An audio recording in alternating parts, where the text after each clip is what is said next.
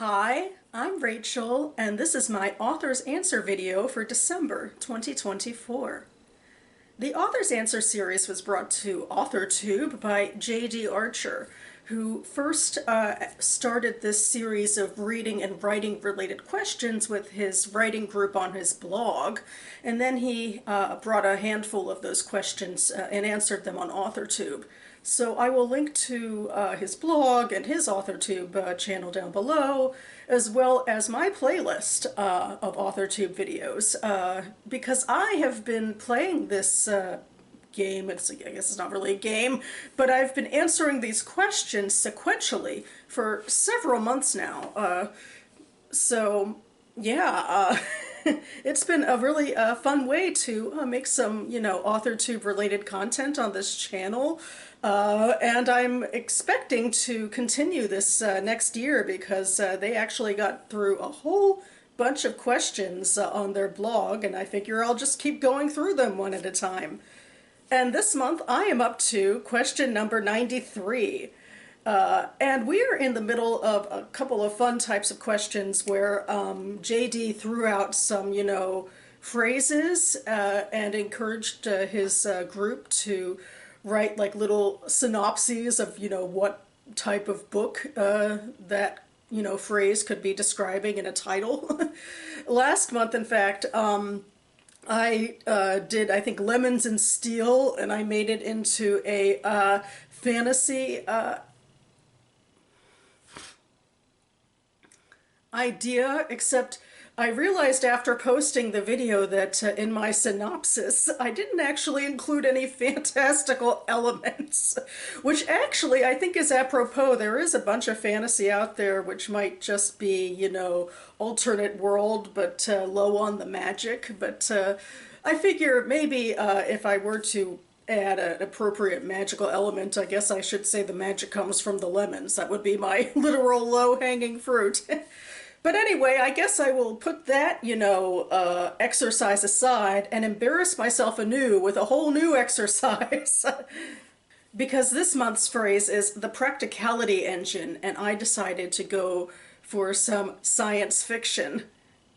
I love reading myself some spacefaring science fiction, but I am far from adept at truly describing the scientific elements, but I figured I'd try to have some fun here. So here's where I come in with the practicality engine. Its a genre is science fiction. I'm putting my setting on a generation ship. The practicality engine is Kip Sawyer's answer to space frontierism's biggest problem. How do you get people to where they are going in one piece? Thanks to his prodigal mind, his regular diet of AI interface downloads, and his triple doctorate in biology, engineering, and astrophysics, he's got it all figured out. The Next Step Consortium is looking for an engineer to build the beating heart of their generation ship, Adiris. They have their minds set on a 150-year journey to the planet Trion 9C6, and Sawyer is their man. In just under a decade, he builds the practicality engine, the heart and brain of a vessel now impervious to hull breaches, biochemical cascades, and zombie invasions.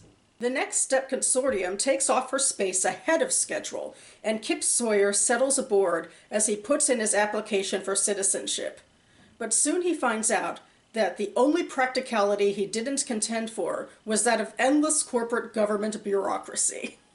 So I guess I'm thinking, I don't know, maybe I'm being satirical, like in like the vein of Douglas Adams or something. Thankfully, I don't actually have to write this beyond the synopsis. And for funsies, I went ahead and I took the names Kip and Sawyer from two characters from Becky Chambers's Record of a Spaceborne Few, which is probably my favorite generation ship novel. And then I found the names of both the generation ship and the planet by doing a planet name generator, which I'll just link to down below. And that about covers it for me now. Admittedly, I'm excited that I went ahead and did this little writing project because writing has taken more of a back burner than I'd hoped this month.